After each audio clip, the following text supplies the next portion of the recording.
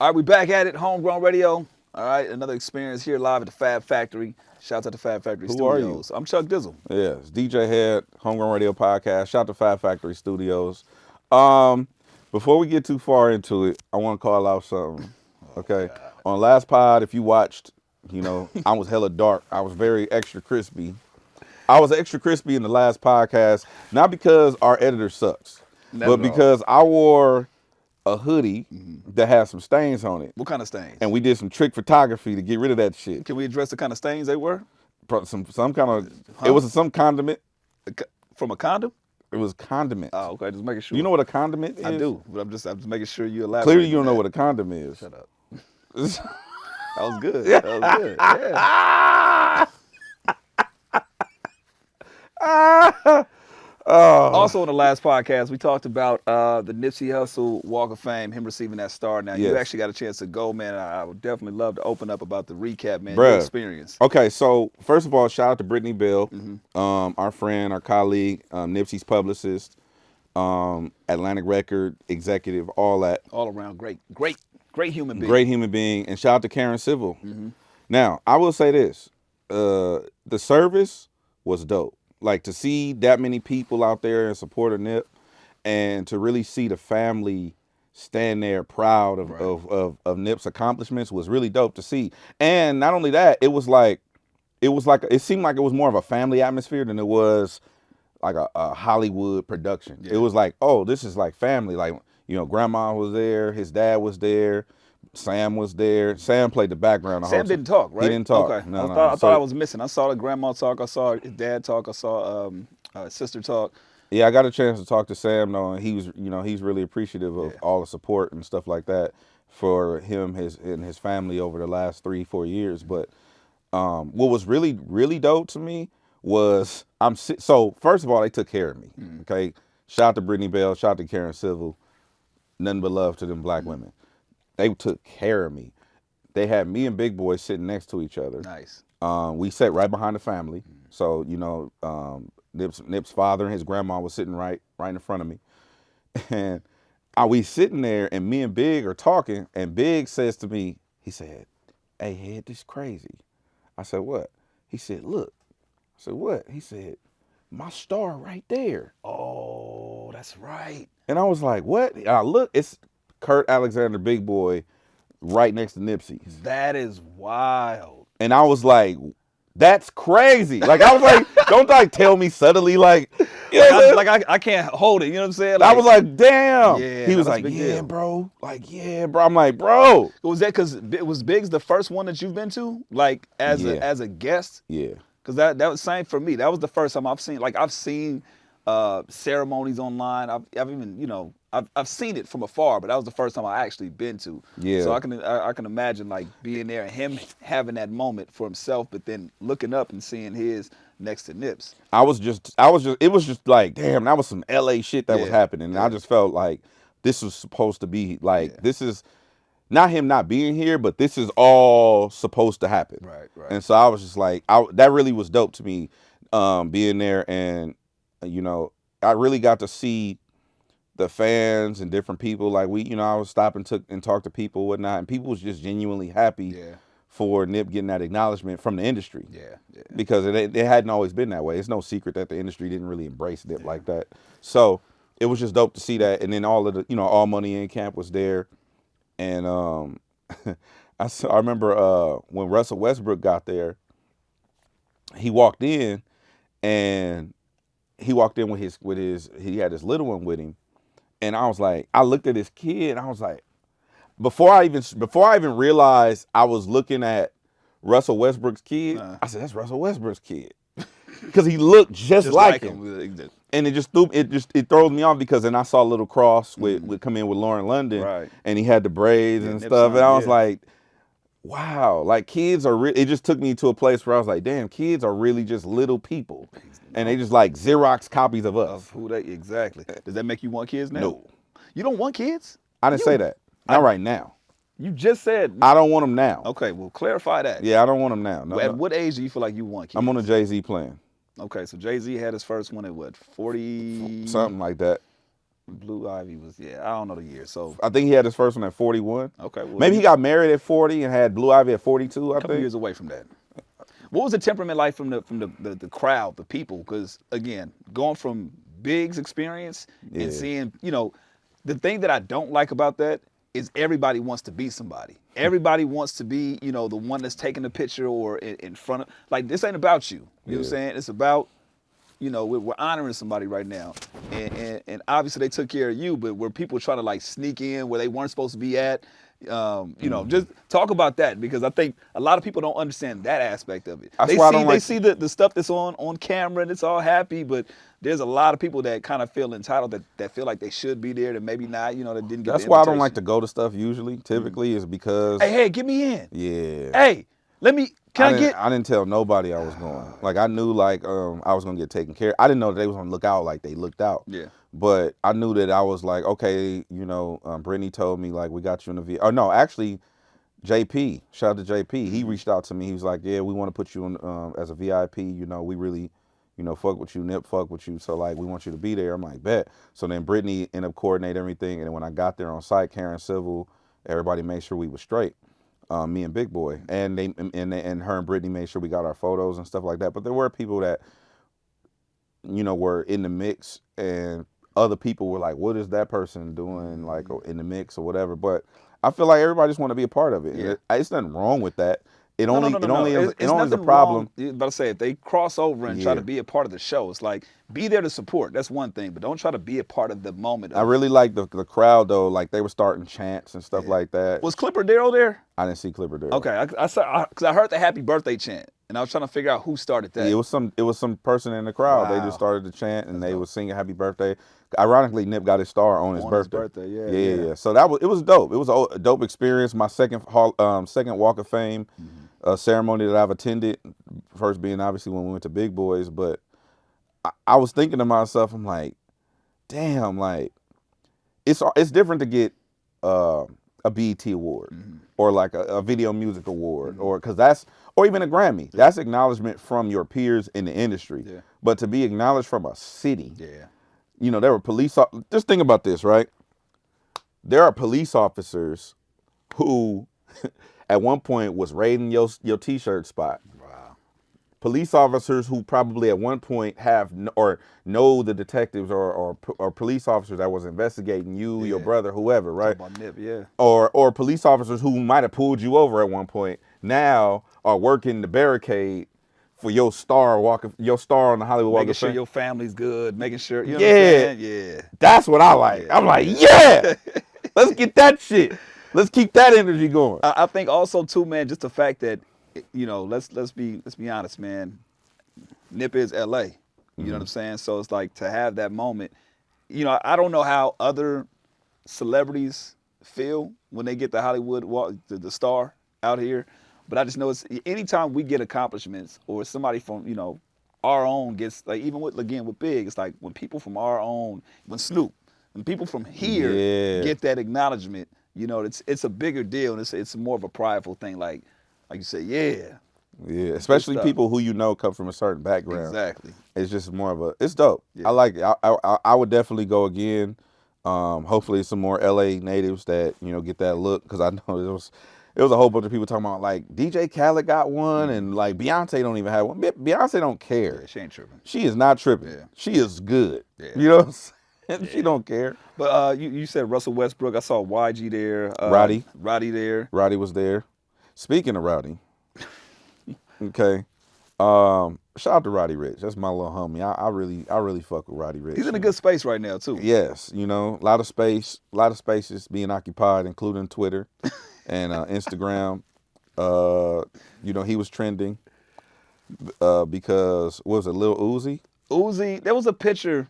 I don't know where this picture came from. The picture came. It was him and Khaled and somebody in the photo, I believe. Somebody from a video shoot. Okay. I don't never see Roddy walking around in those boots. Okay. Well, exactly. So it had to be for a video shoot. It was him in these boots, and again, what I saw that Uzi posted was a crop. It wasn't even. It was just. It was. You couldn't even see the person's face. It was just like the mid area and the boots. And Uzi talking about, man, look, what is going on? And I hope that it's nobody. This is Uzi saying. I hope it's nobody like. I hope it's somebody just a regular person, but it's a little crazy. Roddy obviously sees this, and responds and has some harsh words for. I actually want to put it up to quote it exactly what he said, but basically insinuating that the size shoes in his bitch. Okay. Crazy. Wait, what did he say though? Hold on, let me see. He said something to the. He posted on his Instagram story. Well, now it's gone. So. Well, yeah, but it's on Twitter. Yeah, no, so I'm looking it up right now. He said you just mad because these size 8s. He said you just mad because these size 8s is in your, what, did you have it yet? Hold on, big ass boots. He said you just mad these size 8s was in your bitch. Get over it. Get over it. With the smiley face and the little angel. You know what I'm saying? Shout out to Roddy Ricch. Hey, here's the thing. The thing that I do love about that is that somebody, shoots at you, the jokes, you can fire a joke right back. And I hope that it's just jokes and it doesn't go farther than that. Like, dog, you shot the joke out there. Hey, Roddy caught a stray and he returned fire. You can't. Nobody can be mad at that. No. So it's just jokes. Hilarious. Just jokes. Just jokes. I mean, all right, let me ask you a question. Is there a line to the jokes? I mean, it depends. I'm pretty cool with jokes, but I think just saying it out loud, if you don't know me and you joking on my kid, I think that might be the line. Group chat, I can take it from my people, right? Yeah, we be killing yourself. Yeah, y'all be getting on them, right? And it's funny, but I think if a stranger, what's that one scene in Nutty Professor when Dave Chappelle is joking Should on. I get him? Yeah, he said, should I get it? And they're going there, he said, and Eddie Murphy's like, yeah, you got me. Like, you got me. all right. I ain't got like, nah, I ain't got you yet. Should I get him? Like, yeah, bruh, all right, you got the jokes off, but you continue to go past that level. It's like, all right, that's when, for me, that's that line. So somebody you don't know can't joke on. I'm not gonna say they can't, but I think for me that would probably be a trigger, and it depends on if it's funny or not. If I find it funny, if the joke don't land, then if it don't land, and it's like, all right, that's why the size 8 in your bitch. You know what I'm saying? Joke don't land, you getting it right back. So if it's funny, I'm like, all right, you got me. I might repost it. Like, all right, for sure, you got that one off, but the joke gotta land. So if the joke don't land, then it don't matter to me. It's not gonna hurt as much. Okay. I mean, no, the other way, no. If the joke don't land, then I'll be more inclined to be like, bro, what are you doing? What's going on? That makes sense. Yeah. I'm with that. But here's the thing. Most of the time, people don't know how to take jokes. That is true. So if somebody get a joke off on you, it's like me, I'm used to it because I play in that pool. Right. So I'm on at all times. Fired it off, yeah. I'm on at all times.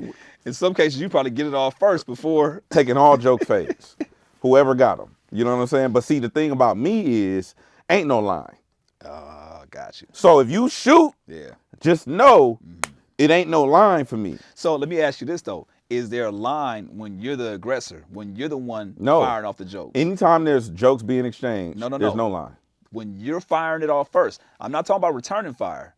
If you're the one that's getting it off first, like let's say you walk into the room in the studio and you just you can see I can kill him right now. Do you get the is there a line like that? Okay, I'm gonna go for the the effed up hairline. I'm gonna go for the cross-eyed. I'm gonna go for is there a line for you to say, okay, since I'm firing it off, no, I'm gonna be. Ain't no line for me. But what I will do is I'll find a smart way to get mine off, where they don't even know that I'm talking shit about them. Give me an example. Have you ever? When is one time that you know that you've gotten it off? Like, I was on the Xbox. We was playing Warzone with the homies, right? And shout out to the homie Price. So I'm on I'm on with Price. I'm on with a couple of the homies. The homie Zaire, a couple of the homies. We playing, and one of their homies is like, he just dumb, right? Shout out to the homie LT and all of them. I'm not talking about y'all, but so LT's not dumb. No. All right. One of their homies is dumb, and so I said something about, Because it's like we have people we know who we play games games with online, and you have people who you don't know but you just play all the time. Gotcha. So like friends that exist online but you don't know them like that, and we be just talking shit. And I told the homie that what did I say to him?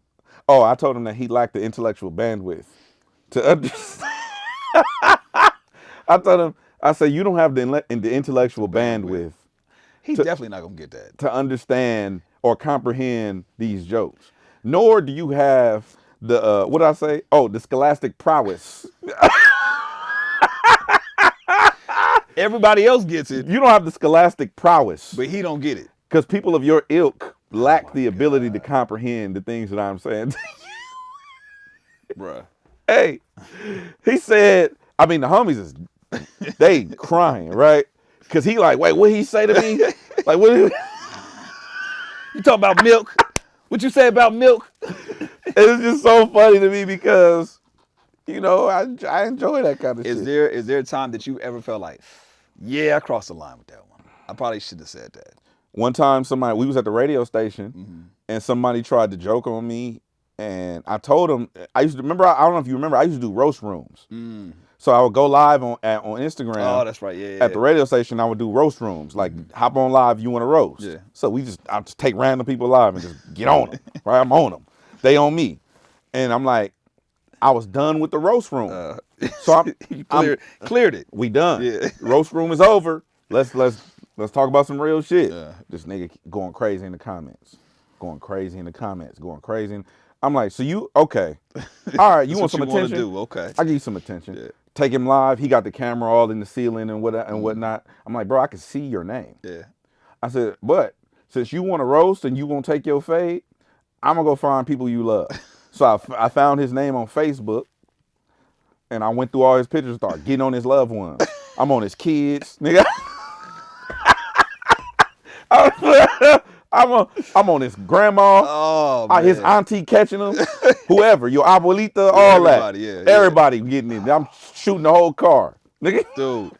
So at what point were you like, okay, I probably did too much? When he told me his abuelita wasn't here no more. Oh, damn. You know what I'm saying? Abuelita gone. Abuelita gone. Hey, bro, look. You shot first. He kept going. Yeah, you got to see. And that's the thing. When it comes to the jokes, if you're the aggressor and you're the one that's egging somebody on, at that point, anything that comes back, you can't be upset about that. Because you're the one that actually pushed it on. And especially if you like, I'm cool, like, no, I'm not, roast room is over. We're done. But the fact that he kept pushing it, like, hey, man, sorry, Abuelita, rest in peace and all that. But damn. Speaking of jokes, one of my cousins, her favorite singer ever is Tevin Campbell, right? All right. So, let's see what's going on here. Why you getting in your phone? Because I saw something trending today. I just want to make sure that it's still. Hey, you see how fast he got into his phone? I was looking. I got some shit to do tomorrow. Let me put this shit on our calendar. There ain't nobody texting you. I just want to make sure. Your son is straight. He good. But Tevin Campbell probably isn't. Tevin Campbell shares how he embraced his identity as a gay man. Listen, the reason why it was so funny to me is because my cousin wanted nothing more than her shot. At Tevin Campbell. Tevin I Campbell. think every young girl did at some point. Bro, it's like. What does that look? Hey, she swore to God she was gonna marry Tevin Campbell. He not checking for you, sis.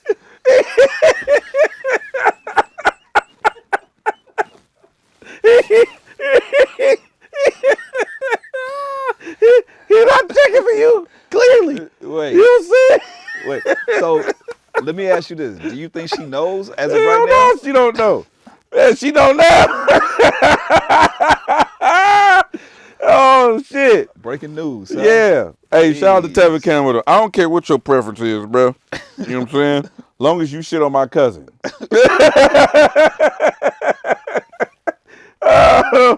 Oh my God, bro! You couldn't. She would have bet everything. She'd have bet her whole house That she was gonna get with him? that she was gonna get with Tevin Campbell. Oh nah. The niggas not checking for you.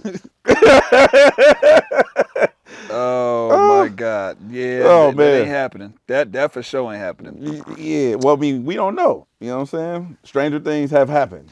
Like Kanye West. I don't know if you seen the see, here's the thing about him. He has this line with Gap and Balenciaga. They did some collab thing. The rumor is that he walked into a department store and saw his shit with hangers, and he didn't like it. He said, "Hey, take all this shit off. Take it down." You know what's interesting about this is I would love to know two things, right? What's that? One, does Kanye own an iron? Right? And then what's the two? Do Ye own an iron or a steamer? Because when we on, like, I got my whole couch full of laundry as we speak right now. That's what I bought a couch for in my bachelor pad to put the laundry on. Like, I don't, like, you know what I'm saying? So, like, so I would love to know, like, if your strategy is to just leave the clothes in a giant frumpy mess, how do you, like, then straighten it out? Because material takes shape of what is left in. I don't think he's even thinking about that. He not. He don't even care. His big thing is talking about being innovative, and my biggest issue with this, like, look, do what you want to do. If the people say they're in trash bags, whatever construction bags, whatever bags they're in that they're putting them in, they're clearly not on hangers, right? There's this footage of somebody that took a picture of it. Crazy, right? My thing is this: he said he wants to be innovative with this. To me, there's nothing more than making that inconvenient for the people than having clothes in a bag that's not sorted. And he's like, he doesn't want people to help the customer out. Yeah, the associates can't help you. How you not gonna help? I need a large. Hey, Good luck. Go fish. Go fish. Go fish for it. Go fish. There's nothing innovative about that. You that. got a large? Go fish. Hey, you know what though? You know why I fuck with Kanye? He just do it his way, even if it's fucking stupid. Like, he don't care, even if it don't make no sense. He do it his way. And the thing about it is, he willing to stand on it. And people gonna fuck with it. They gonna fuck with it anyway. They gonna fuck with it anyway. He know that people gonna fuck with it anyway. Make sure I'm still in the shot, PB, because my shit rolled off. I'm rolling all over the place. But at least to me, say that. Say that. Don't cover it up with, hey, we being innovative. We're doing, man, look, you know that look crazy. Right. You know it look wild. Right. And just come out and say that, like, hey, look, to be honest, I know this look crazy. This is some wild shit, but this is what we on 2022. That's what I'm on. That's what I've been on, and I'm not tripping on. Don't blame it on the media is trying to, create some. Leave it. Come on, yeah. You know it look wild. At least admit it to us that we know. Well, see, the thing is, maybe to him it looked normal. You know what I'm saying? No, it don't. Hey, you well, don't do that. I don't know. Don't do that. I don't know. Don't do that. Lizzo out here, Beyonce out here. You don't want to do that. What you mean? Maybe to Kanye, that looks amazing. And who are you to tell him? You're right. Like, when your son be playing, I'm sure your son got imagination, right? Mm-hmm. You said this when you did the thing with was it Warehouse? What you mean? Warehouse shoe sale. Oh yeah. And you did the piece with them. Right. You did the piece with them, Reebok, and you said, well, Reebok, shout out to them. And you said that your son, you're not on a playground, you're in a jungle. Yeah, right. Yeah. Who's to say Kanye? Maybe he think he in a closet. Maybe he think that the frumpy mound of fabric is neat and organized. Well, at least, or maybe it makes sense in his brain. At least have the pile, and okay, if you're gonna do that, then at least have a pile of the largest so I can get to them. Make it easy for me then. If you're standing on, you want to make things innovative and easy for the consumer, and you don't want the people to get in the way of that. Okay, just give me just give me the pile of the largest. Don't let me have to sift through that shit, because that's not easy for me, Kanye. That's all I'm saying. Yeah, but see, also you gotta look at who he's in business with. Like, it's the Gap, right? Mm-hmm. Okay, so the frumpy pile is in the Gap, right? Yeah. Okay, so they got these mounds of clothes at the Gap. That's what the Gap be looking like anyway. No, this is just his shit. No, I know that, but I'm talking about when you go in the Gap, there's these bins sometimes, and the bins got just clearance. You figure it out. So that's the Ye style then. Clearance, but it ain't on clearance. That shit expensive as hell. It's $240 for a sweater. $240? $240 for a sweater. Look, so that's what I'm saying. If I'm paying, yeah, we're gonna be rocking this homegrown merch. Right. I got this dress code shit on. You know what I'm saying? We rocking. Fuck that. That's what $240. $240 to have to dig through the pile. Exactly. Nah, see, but I'm not tripping about the price of the hoodie. I'm tripping on if I'm paying $240, nigga, the hoodie got to come to me.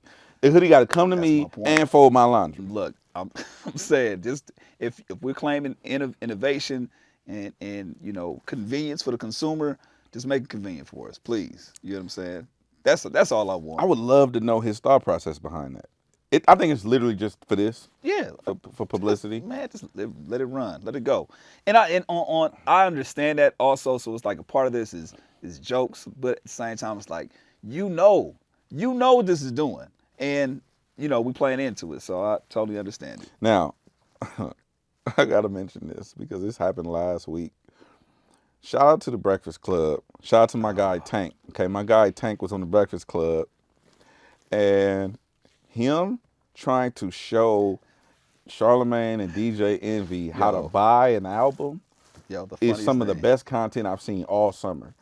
I'm not gonna lie, when he mentioned it about how to buy an album, I was like, damn, you're right, because I just stream my shit. I haven't pre-ordered anything. I haven't bought anything on iTunes. I mean, I haven't done it. So to see him walk them through the process and them struggle, it triggered me a little bit because I felt the same way. I'm like, it looked crazy. Yeah.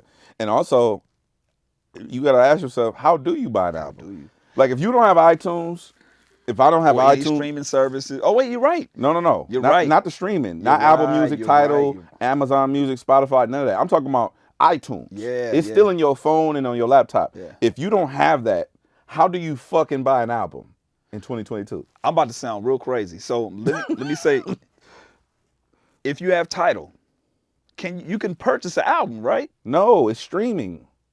So iTunes is the only one that you can actually purchase. Yes. Wow. iTunes is separate from Apple Music. You're right. And they're about to obsolete iTunes. Oh yeah, this getting. So with that being said, if you don't have iTunes, if you don't have an iPhone or Android or whatever, how do you buy like an album and Amazon? Have, probably now. Yes. It's probably Amazon. Yeah. Wow, but who's gonna want to wait for the CD to come in the mail now? I don't even think you. I mean, you probably Amazon Prime. I don't think you could buy a CD. See if you could buy a CD on Amazon Prime. Look up Game's new album. See if you could get a physical copy of that. I don't think so, because when you think about it, everything now is just, bro. Think about it. They damn near, even when Kanye. Remember when we were sitting in the radio station waiting for Kanye to drop? Yeah. It'd be like 9 o'clock come, then 10 o'clock come, then 11 o'clock come. Kanye still ain't out. Oh yeah, his album's not on here. They haven't uploaded the album yet. They work on the album until it come out at 9 o'clock. So if they work on the album until it's available on streaming services, how the fuck are they gonna press up the CDs? It's going straight to. Oh well, see, no, you can actually purchase it. Digital music is not available for purchase. Oh wow, okay. How do you fucking buy an album? In 2022. In 2022. Wow. It's the craziest. It's the craziest concept, and it shouldn't be the craziest concept because think about it, right? When we was coming up, you could buy physicals. Then it went to digital. Right. Then it went to streaming. But people that are coming up now, like let's say I'm 16, I don't know nothing but streaming. That's all you getting. So in my mind, it's like, well, what do you mean buy an album? You just play it. Yeah. It's just right there and you just play it. But what happens when you stop paying your subscription? You can't access it. Wait, but if you buy it, it's gonna stay on your phone. Yes. Yeah. But how do you fucking buy it? I mean, on the side, well, we gotta ask Tank. Show us the shit you showed Charlamagne. show us the shit you showed Charlamagne. Let me see if I'm sure it's easy. I mean, it's probably just a click away from all of these services. But I mean, it just goes to show the bigger conversation. Like, it's extremely difficult to actually buy albums, or it's not as easy than it is streaming to music, own the album. To actually own the album. Like, yeah, if you don't want the physical CD, because I don't. I'm sure you. Where are can you gonna buy play a CD? That is true. Damn. I mean, the cars that still got them. I'm answering the question. The cars that still got them. The cars I answered the question. is there. It may sound stupid, but I answered the question. Yeah, damn. PB, you got a CD player? Nowhere in that. Damn. I don't have a CD, bro. Just anywhere in the PlayStation. Remember when we had Conrad from the app? Shout out to Conrad. We had Rad on the show. Yeah. And the homie Big Snow came through with him. Used to manage him and stuff. And I remember Snow telling us the story when he met us at Big U's basketball thing at Crenshaw High School. Oh, that's right. Right. Yeah. So he was like, and I tried to give you a CD. And you didn't want it. And he was like, no, I'm not taking your CD. And I was like on some, like, he was like, I was tripping low key. Like, so I ended up talking to Nipsey, and Nip was like, no, Head put you on game. Yeah. You know, you just didn't catch the game he gave you. He was like, bro, where am I gonna play a CD? Right. I don't have a car to play it in. My laptop stopped having CD drives 10 years ago. Yeah. Where am I gonna play this CD? I'm not gonna take your CD from you knowing that you paid for this and spent your money on this, and I don't have nothing to do with it. I can't do nothing. Just take my email and send it to me. At this point, it literally has to be you got to treat it the same way you treat vinyl, knowing that it's gonna be it's a collector's item at some point. It's nostalgic. It's exactly that's all. A collector's piece. Yeah. So for people, especially for the artists that try to approach any DJs with the Don't do CDs, that. just unless you know that that's a part of your campaign. If you already have it premeditated that that's what this is, it's a one-on-one thing. Like you got 100 physical copies and whatever.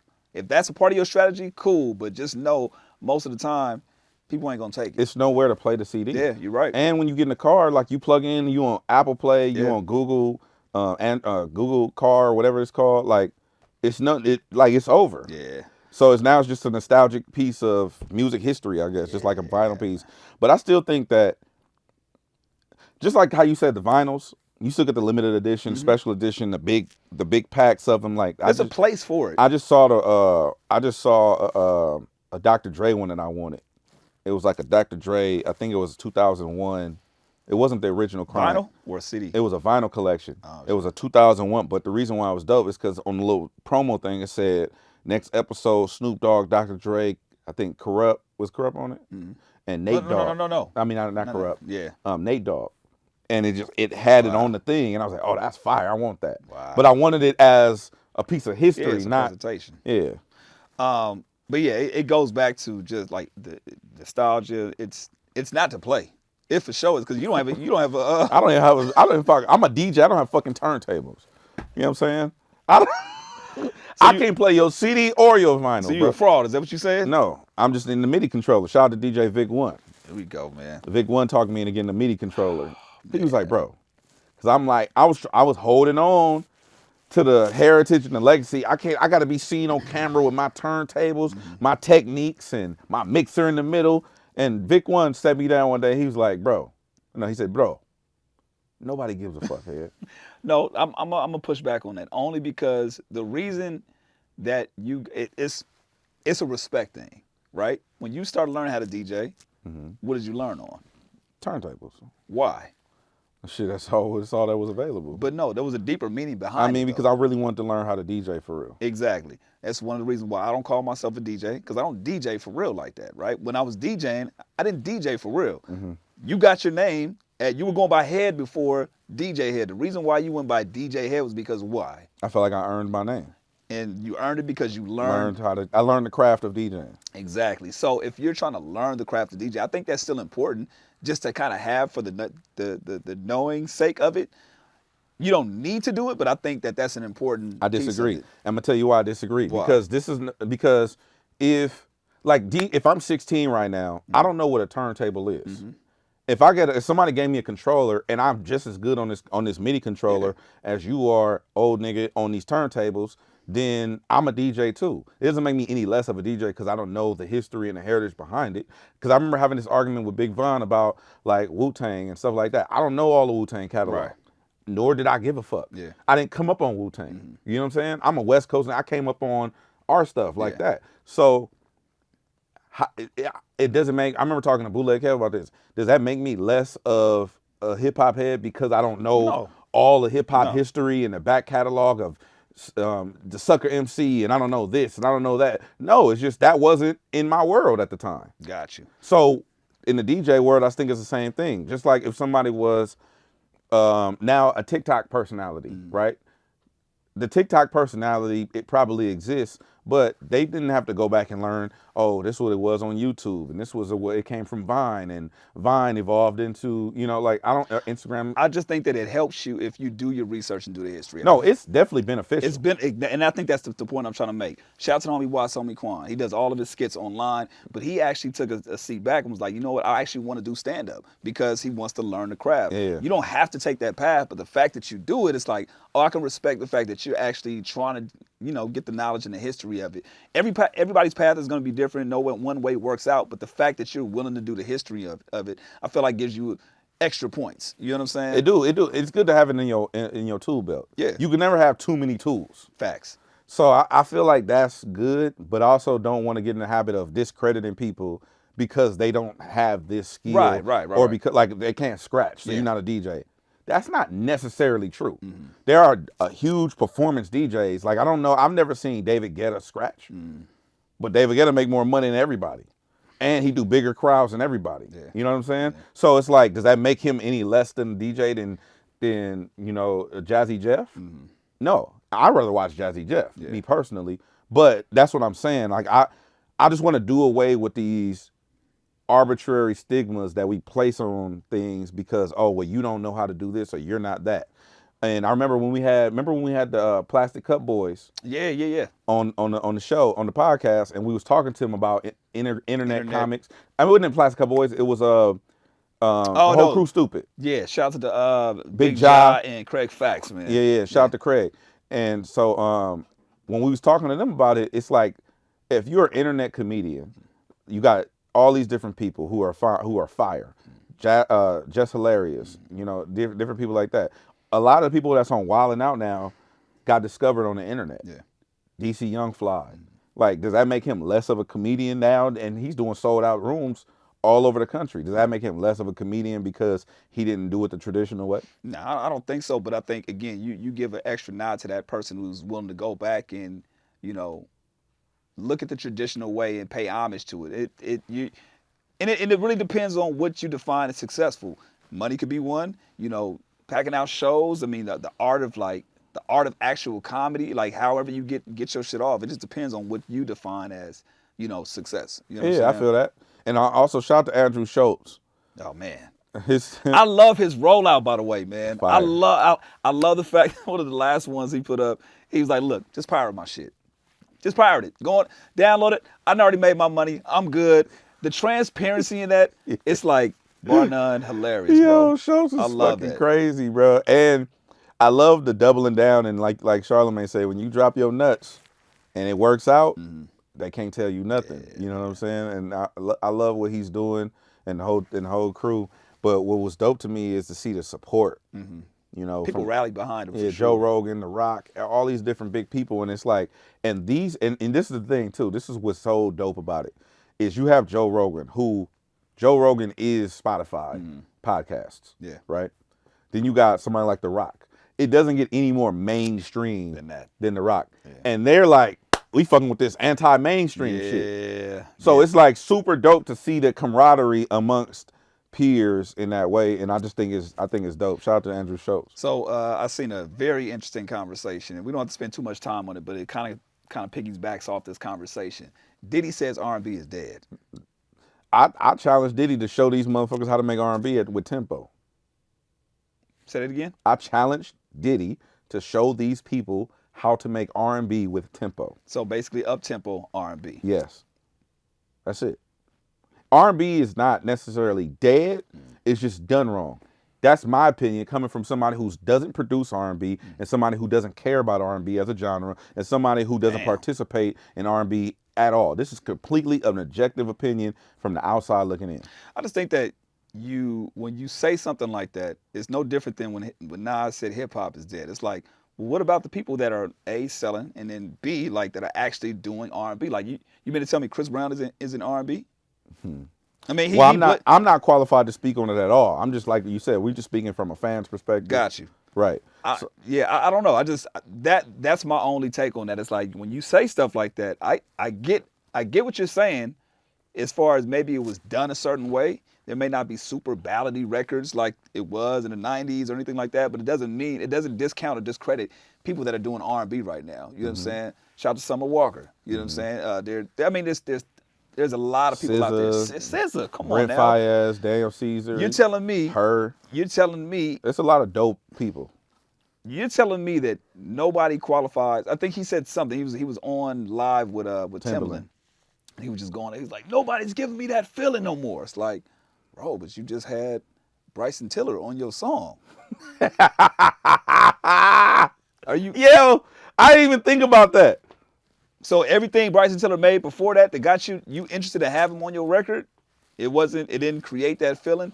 I don't know, but again, pulling the wool back, like I understand, like this could just be a marketing tool. She got Love Records, so I get it. It's like it's all gonna be an all R&B label, so I understand. But it's like you kind of got to watch out who you shit on when you say certain things like that. In my opinion, again, this is also coming from somebody that my catalog isn't super R&B'd out, but it's like at the same time, I know how it felt when Nas made the statement about hip hop is dead. Yeah. I know how it felt when people didn't classify West Coast hip hop as real hip hop. It was, Jerry Crow rap. It's like, I know how it is. I know how it feels when people discount LA music now as far as not really hip hop, or, they discredit a lot of shit. So I always challenge it to focus on the people that are doing it right versus bashing what you feel like is not the right way. I think it's duality. I think you do both. You bash the shit that's whack, and you praise. But is it whack though? To you, everybody has an opinion. That's true.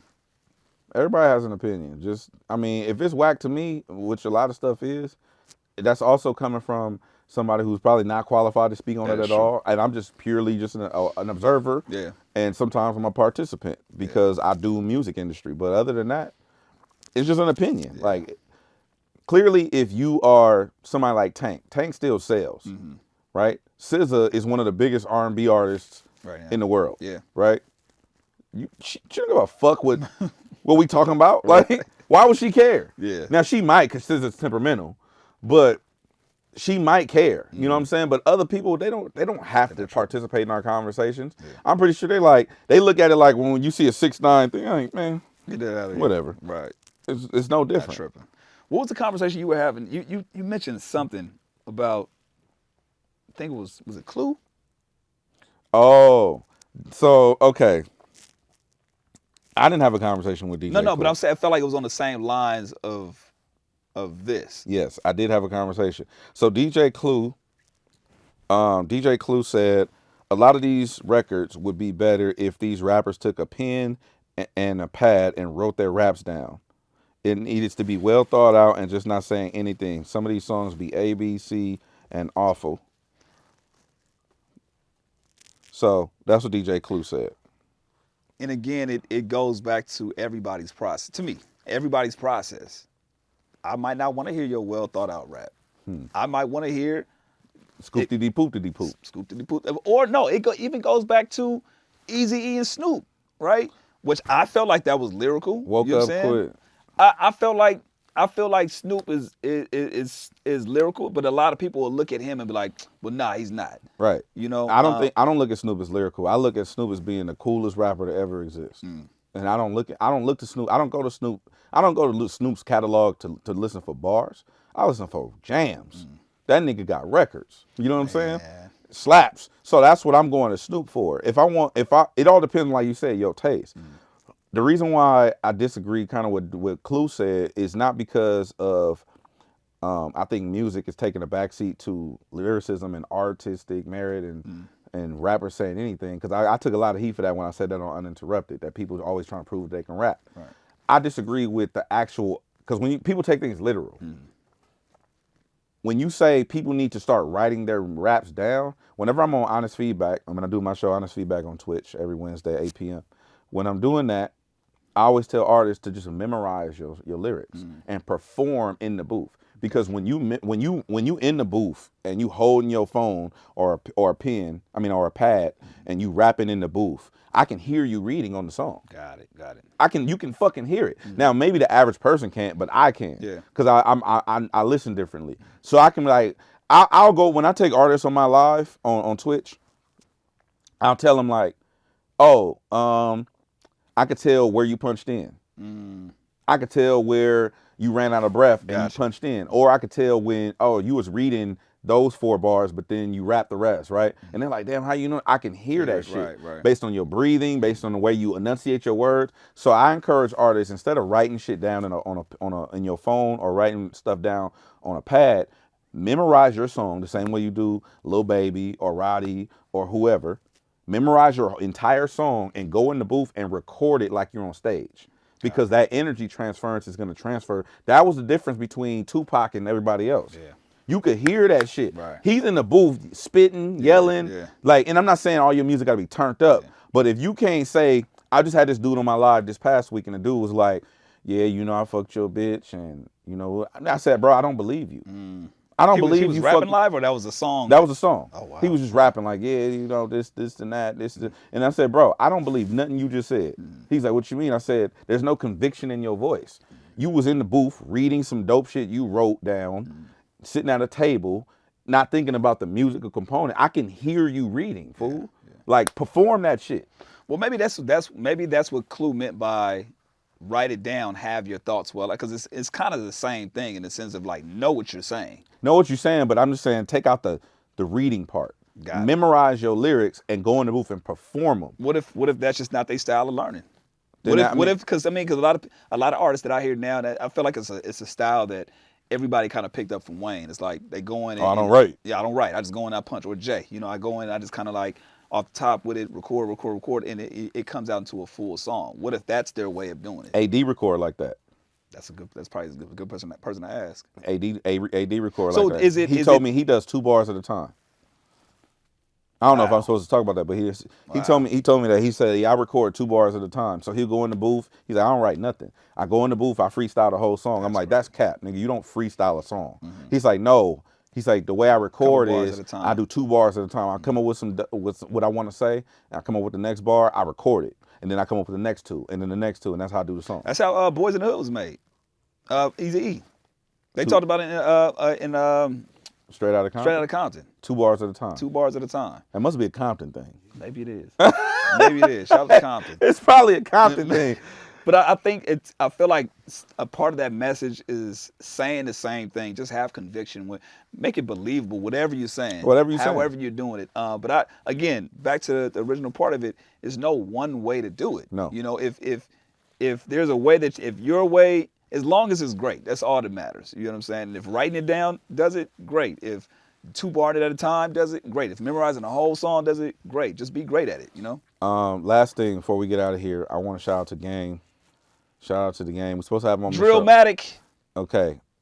I'm being totally honest right now. Okay. I expected this album to suck. It was good. Very, very good album. I expected it to suck because I'm like, okay, Drillmatic, and I've seen people I'm looking at the footage because Game wanted me to pull up.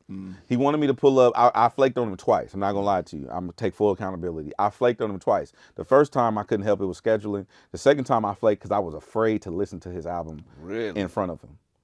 Oh, because you can't hold back I'm not gonna how you feel. Yeah, right. yeah. And Game is the type, he can like, nigga, tell me the truth. Like he Well, wanna if know. he wants to hear the truth, why not give him the truth? Because he's pumping this album like this is my Magna Carta, this is my everything, and I didn't want to be the one because everybody's like, Yeah. he didn't have everybody, Hit Boy, all these people come through the studio and praising this album. I didn't want to be the one person. I'm the big West Coast advocate, blah blah blah, To be shitting on to it. shit on his album. Yeah. So I held back. I was like, I remember I was one studio session and I was talking to Silas. I said, yeah, Game just hit me. He said, pull up. I'm like, fuck. I said, should I go over here? And it's like 2 days for the album drop. This is true story. 2 days for the album drop, Game is like, he texts me, pull up. I'm at the stew right now. I'm like, Yeah. I said, I'm finna go to the house. Wow. I really pussied out, bro. And the reason I did that is because I just didn't want to be the one person to feel like to tell him this shit is not good, fool. Like you out here barring up, blah blah blah. That's why I wanted to wait till the album came out and just listen to it on my own time. Yeah. So I put it on. It drops. I put it on. I just had it playing through the house in the speaker, in the speakers. And while I was doing shit, and I'm like, one came on, another one came on, another one came on. I'm like, this shit hard. It's good. Yeah. And then like the joints came on, the ones. I wrote them down. I don't remember what they are, but I wrote the ones down, and I'm like, oh, he got slaps on here too. He got some jams on here, and he barring, right? And I'm like, damn, this album is dope. Yeah. And I was like, okay, it was like a sigh of relief. Cause I'm like, man, I'm so glad this album is good. Yeah, man. And it's way better than I thought it was gonna be. Yeah, I think that, and that's another thing. It's like you kind of don't know what to expect, especially with antics around and things of that nature. But I knew from the, and it's when Easy came out, I was like, ooh, this shit is already like good. But sometimes you may not be able to kind of like deliver past that. I think that was a huge record to kind of like delay, but I feel like he delivered. He had some joints on there, and I'm looking forward to having that conversation with him. Yeah, me too. While he's here to kind of talk about our feelings about hearing it for the first time and being not too sure.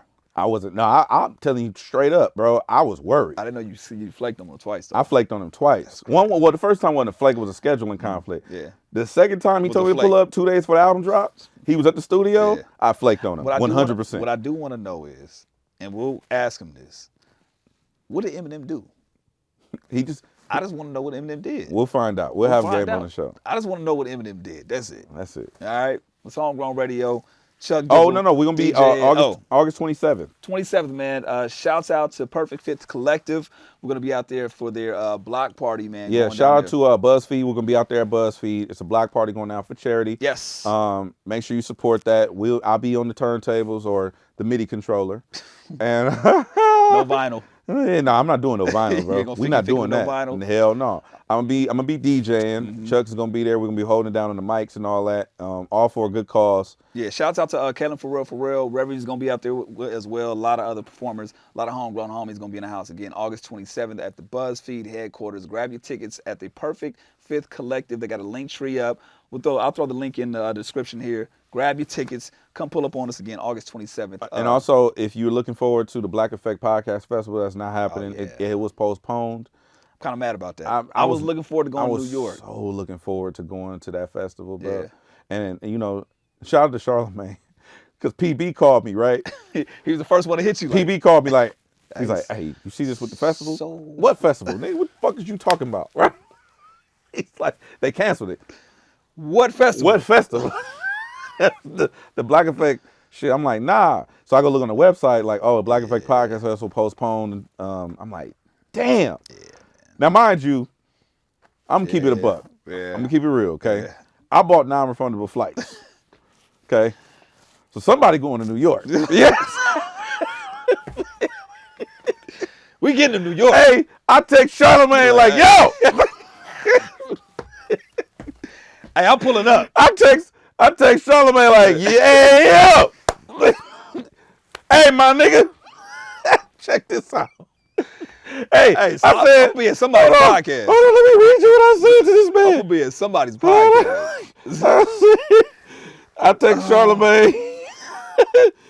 Oh, why my shit tripping now? Yo, somebody better be recording some pods. Bro. You know what I'm saying? On the 28th? Oh, my God. Hold on, Charlamagne. Let me. Man. Yeah, I was kind of disturbed about it. I'm like, dude, I was looking forward to, that would have been my first trip to New York. You never been to New York? Never been to New York, man. So I was definitely looking forward to it. So did he respond? Did he say something? Who? Charlamagne. Yeah, I'm about to read you what he said. Hold on, cancel. Hold on. You looking like him trying to buy music. No, right because my phone is glitching for whatever reason. It ain't meant to be then. Damn it. No, I'm gonna tell you right now. Here we go, Charlamagne. Okay. I said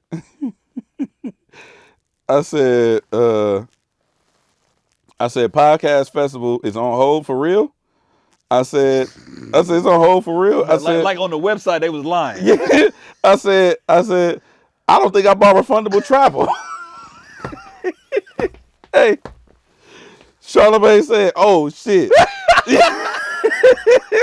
Hey, what if he hit you? That's crazy. Charlamagne said, "Oh shit." He said, "Yes, I forgot to tell you. My bad." He said we had scheduling issues. I said, bad. Look, I said, niggas just gonna be in New York following you around.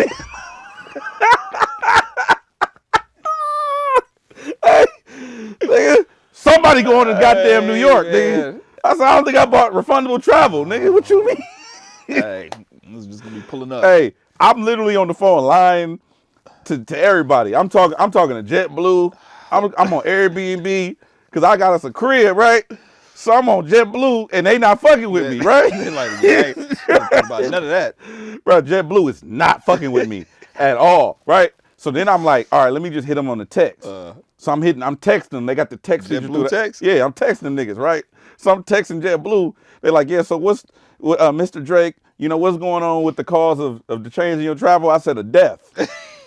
I'm like, let me go all the way, right? Death of a podcast. Yeah, I said a death. Yeah, right. I know you going. I said it's a death. Yeah. They said, oh, I'm so sorry. Our condolences from JetBlue family. Oh shit! So They hit you with the our hey, condolences man. from JetBlue family. They hit you with the praying hand. I'm emojis. like, yeah. So we gonna have to, we have to cancel these flights. I need that full refund, my nigga. We a month out. We like 2-3 weeks out, right? They said, yeah, our system indicates that you have not bought. You bought the True Blue. You didn't buy the True Blue package, which is the refundable, flight. I'm like, nigga, but I said, but there was a death. Hey,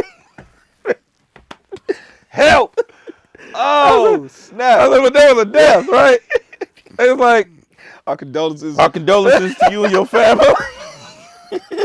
Once again, condolences. But you did not buy the True Blue plaque. The True Blue. What plaque. I tell you, I'm on the text man.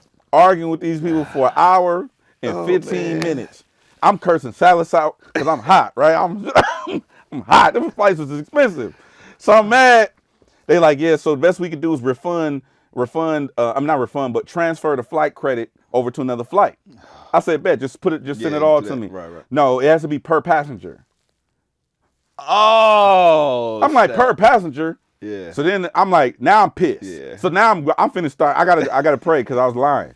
So I was like, so now I'm really fucking mad. Yeah. So I'm like, But I said, how are you gonna transfer the credit if there was a death?